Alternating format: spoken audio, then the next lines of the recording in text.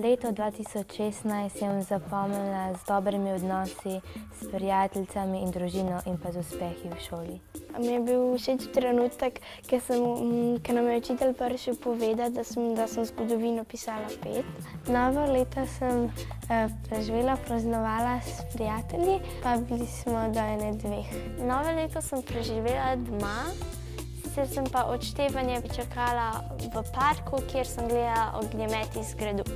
V letu 2017 si najbolj želim, da bi veliko potovala, da bi imela dobre ocene in da bi imela veliko prijateljev. Rada bi bila čim bolj uspešna v matematičnem tekmovanju, ker imam matematiko zelo rada.